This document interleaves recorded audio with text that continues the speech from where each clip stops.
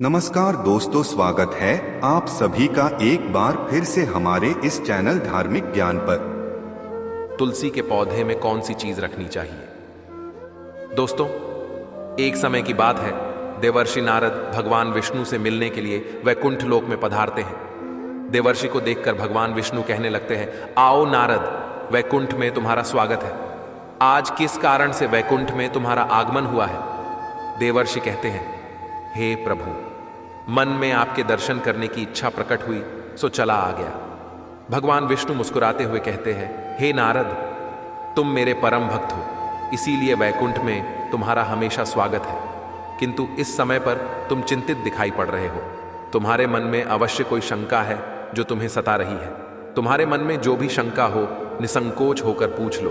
तुम्हारी हर शंका का समाधान करना मेरा कर्तव्य है। फिर नारद जी कहते हैं, हे प्रभु, आप तो भक्त वत्सल हैं। आप अपने भक्तों की हर इच्छा का ध्यान रखते हैं और भली भांति जानते भी हैं कि आपके भक्तों के मन में क्या चल रहा है। इसीलिए आप मेरे मन में जो शंका है उसके बारे में जानते ही होंगे। किंतु फिर भी यदि आप आज्ञा दें तो मैं आपसे कुछ पूछने की चेष्टा करता हूँ। भगवान विष्णु कहते हैं, हे नारद, तुम भक्त शिरोमणि हो। तुम्हारे मन में जो भी शंका है मैं उसके विषय में अवश्य जानता हूँ और यह भी जानता हूँ कि तुम्हारी इस शंका के समाधान में समस्त मानव जाति का कल्याण छिपा हुआ है। इसीलिए निसंकोच होकर पूछो। फिर देवर्षि नारद कहने लगते हैं, हे प्रभु, आज मैंने नीलगिरी पर्वत पर एक बड़ी ही विचित्र घटना देखी है, जिसे मैं आपको सुनाता हूँ। मैं पृथ्वीलोक का भ्रमण कर रहा था, तभी मैंने नीलगिरी पर्वत के जंगलों में एक विचित्र नगर देखा। उस नगर में जो भील निवास करते थे, उन सभी की 4 भुजाएं थीं और उन्होंने अपने हाथ में धनुष्य धारण किए हुए थे। वे सभी आपके पार्षदों के समान दिखाई पड़ रहे थे। वे फल मूल का आहार खाकर उदर निर्वाह करते थे। उस समय उन्हें देखकर मेरे मन में संदेह खड़ा हुआ कि धनुष्य धारण किए हुए ये जंगली चतुर्भुज कैसे हुए। वैकुंठ लोक में निवास करने वाले पुण्यात्माओं का जैसा स्वरूप होता है, उनकी जैसी 4 भुजाएं होती हैं, वैसा स्वरूप उस वन में रहने वाले भील लोगों को कैसे प्राप्त हुआ? वे सभी आपके पार्षदों के समान ही दिव्य दिखाई पड़ रहे थे। हे प्रभु, ये किस कारण से हुआ? उन भीलों को ऐसा स्वरूप कैसे प्राप्त हुआ? उन्होंने ऐसा कौन सा पुण्य का काम किया है जिससे उन्हें चतुर्भुज रूप प्राप्त हुआ, जो स्वरूप बड़े बड़े देवताओं को भी प्राप्त करना कठिन है? ऐसा स्वरूप पृथ्वीलोक पर रहने वाले इन वनवासियों को कैसे प्राप्त हुआ? हे प्रभु, कहीं यह आपकी माया तो नहीं है, या फिर आपके वैकुंठ लोक के निवासी वहां पर रहने के लिए चले गए हैं? कृपया मुझे इसका रहस्य बताइए। फिर भगवान विष्णु मुस्कुराने लगते हैं और नारद से कहते हैं, हे नारद, तुमने जो कुछ भी देखा है वह सत्य है। वह कोई माया नहीं है और ना ही वे वैकुंठ लोक के निवासी हैं। उन भीलों को चतुर्भुज रूप मेरी ही कृपा के कारण प्राप्त हुआ है, क्योंकि उन्होंने जो अत्यंत दुर्लभ पुण्य का कार्य किया था, उसी के फल से उन्हें 4 भुजाएं प्राप्त हुई हैं। देवर्षि कहते हैं, हे प्रभु, मैं इस रहस्य को सुनने के लिए आतुर हो रहा हूं। कृपया आप मुझे पहेलियों में ना उलझाएं। शीघ्रता से बताइए कि उन्होंने ऐसा कौन सा पुण्य किया है जिससे उन्हें 4 भुजाएं प्राप्त हुई हैं। फिर भगवान विष्णु कहते हैं, हे देवर्षि, इस रहस्य को बताने से पूर्व मैं तुम्हें एक अत्यंत प्राचीन कथा सुनाता हूं। तुम इस कथा का श्रवण ध्यान पूर्वक करो। इस कथा के माध्यम से तुम्हें तुम्हारे सभी प्रश्नों के उत्तर मिल जाएंगे। जो भी मनुष्य इस कथा को ध्यान पूर्वक सुनता है, उसके समस्त पापों का नाश होता है और वे सभी चतुर्भुज रूप धारण करके मेरे ही साथ वैकुंठ में निवास करते हैं। देवर्षि कहते हैं, हे प्रभु, आपके मुख से इस कथा को सुनना मेरा सौभाग्य है। कृपया आप मुझे वह कथा कहिए। फिर भगवान विष्णु उस कथा को कहना आरंभ करते हैं। हे नारद, पूर्वकाल की बात है। नीलगिरी पर्वत के वन में शाबर नाम से प्रसिद्ध एक शिकारी रहता था। वह अत्यंत दुष्ट और हिंसक प्रवृत्ति वाला मनुष्य था। सदैव अनेक जीव जंतुओं की हत्या करना और दूसरों का धन लूटना, यही उसका रोज का काम था। क्रोध, द्वेष, काम आदि दोष सर्वदा उसके अंदर भरे रहते थे। वह वन में इधर उधर भटक कर अकारण ही खेल खेल में निष्पाप पशुओं पर प्रहार करता और उन्हें मार डालता था। फिर एक दिन वह शिकारी वन में भटक कर शिकार कर रहा था। उसके मन पर मूढ़ता छाई हुई थी। उस दिन उसका अंत समय निकट आ चुका था। उसे इस बात का ज्ञान नहीं था, इसीलिए वह हाथ में धनुष्य लेकर शिकार की खोज में चलने लगा। उसने अनेक छोटे छोटे प्राणियों को अपना शिकार बनाया और उन्हें मरने के लिए छोड़कर वह हंसते हुए चलने लगा। फिर अचानक से एक विशालकाय आकार का शेर उसके सामने आ गया। शेर को देखकर वह शिकारी अत्यंत भयभीत हो गया और अपना धनुष्य निकालकर उस पर प्रहार करने लगा, किंतु वह काल रूपी शेर अत्यंत भयंकर था। शिकारी के बाण उसके शरीर को टकराकर नीचे गिरने लगते थे। वह शेर उस शिकारी की ओर देखकर कहने लगा, हे दुष्ट, तूने मेरे वन में निवास करने वाले अनेक निष्पाप पशुओं के प्राण लिए हैं, इसीलिए अब तू भी अपने प्राण गंवाने के लिए तैयार हो जा। शेर की गर्जना सुनकर वह शिकारी भयभीत हो गया और शीघ्रता से उस शेर पर आक्रमण करने लगा, किंतु शेर ने एक ही पंजा मारकर उस शिकारी को जमीन पर गिरा दिया, जिससे उस शिकारी के प्राण पखेड़ू हो गए और वह उसी क्षण मृत्यु को प्राप्त हुआ। उस शिकारी की मृत्यु के बाद उस स्थान पर यमराज के 2 दूत प्रकट हुए। उनके लंबे लंबे बाल, बड़े बड़े नाखून, लंबे लंबे दांत थे। वे हाथ में पाश लेकर वहां पर पहुंच गए। उन यमदूतों को देखते ही प्राणियों को मूर्छा आ जाती है। वे दोनों ही काले खलूटे, सिर पर सिंह धारण किए हुए और हाथ में लोहे के दंड लिए हुए थे। उस शिकारी के पास पहुंचकर वे यम के दूत इस प्रकार से कहने लगे, समस्त प्राणियों को भय पहुंचाने वाले और निष्पाप पशुओं को मारने वाले इस पापी को बांध लो। फिर उन यम के दूतों ने उस शिकारी को अपने पाश में बांध लिया और कहने लगे, अरे दुष्ट, पापी, तूने कभी मन से शुभ कर्म नहीं किए। अकारण ही तूने अनेक निष्पाप पशुओं को मारा है। जन्म से लेकर अब तक तूने कभी भगवान की सेवा नहीं की। समस्त पापों को दूर करने वाले भगवान विष्णु का कभी स्मरण भी नहीं किया।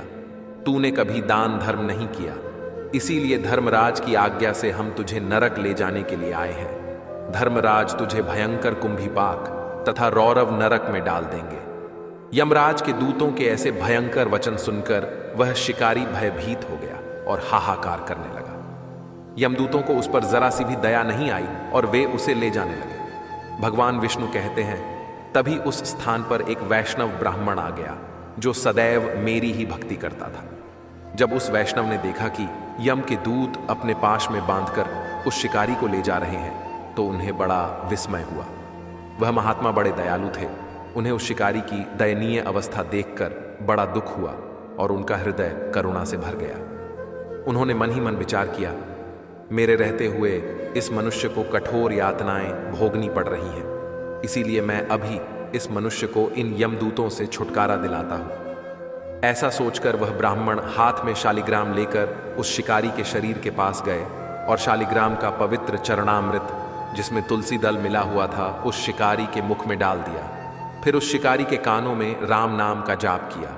उन्होंने उसके मस्तक पर तुलसी दल रख दिया और उसकी छाती पर शालिग्राम रखकर इस प्रकार से कहने लगे, हे यातना देने वाले यमदूतों, यह से चले जाओ। शालिग्राम का स्पर्श होते ही उस शिकारी के समस्त पाप नष्ट हो गए और फिर अचानक से उस स्थान पर भगवान विष्णु के 2 पार्षद प्रकट हुए।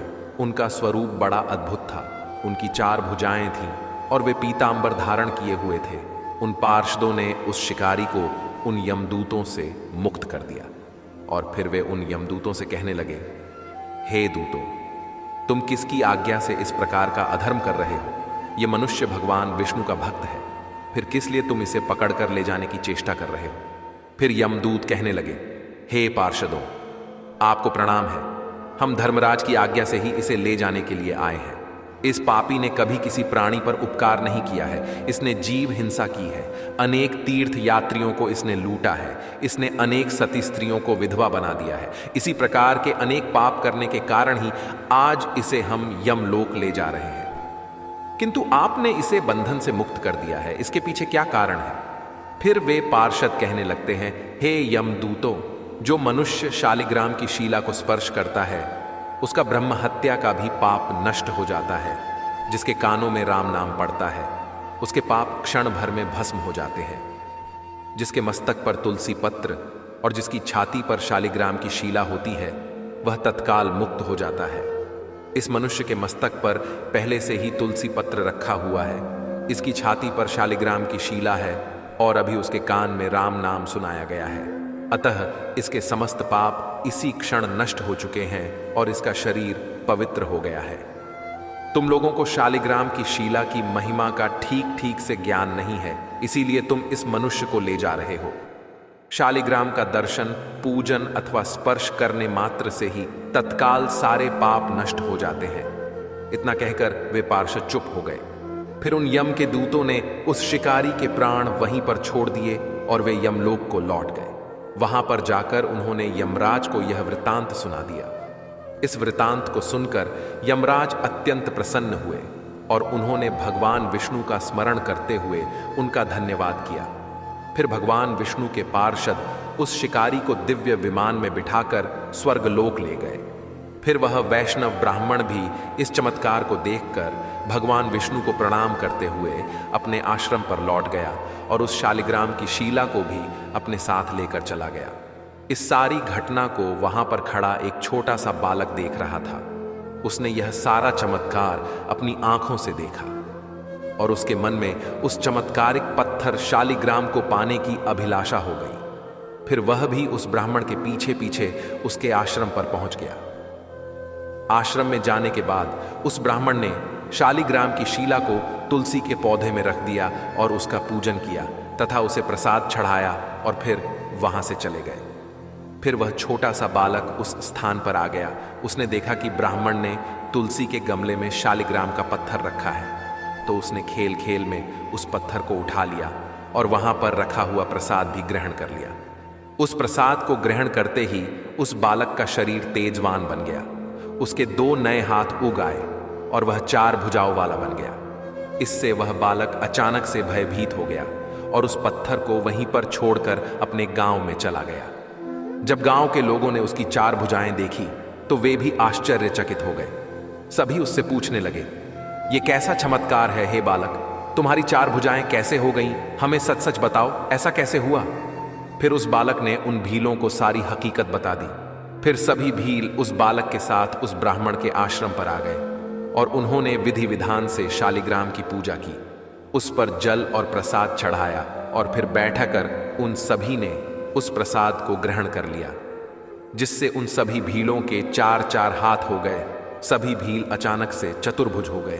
फिर उन्होंने उस ब्राह्मण से प्रार्थना करके उस शालिग्राम पत्थर को ले लिया और उसे अपने गांव लेकर गए। वहां पर उन्होंने उस शालिग्राम को एक उत्तम स्थान पर रख दिया और नित्य उसकी पूजा करने लगे। भगवान विष्णु कहते हैं, हे देवर्षि, जो मनुष्य प्रतिदिन चक्र के चिन्ह से युक्त शालिग्राम शिला का पूजन करता है, वह फिर कभी माता के उदर में प्रवेश नहीं करता, उसे मोक्ष प्राप्त हो जाता है।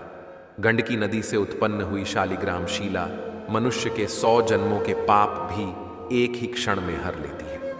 हजारों पाप करने वाला ही मनुष्य क्यों ना हो, शालिग्राम शिला का चरणामृत पीकर तत्काल पवित्र हो जाता है। किंतु एक स्त्री को कभी शालिग्राम शिला को स्पर्श नहीं करना चाहिए।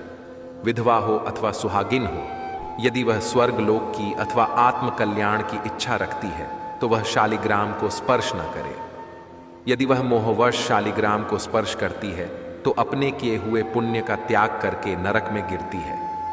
यदि कोई मनुष्य पापचारी हो, ब्रह्म हत्या का पाप ही क्यों न उसे लगा हो, यदि वह शालिग्राम शिला को स्नान कराया हुआ जल पी लेता है तो वह परम गति को प्राप्त होता है।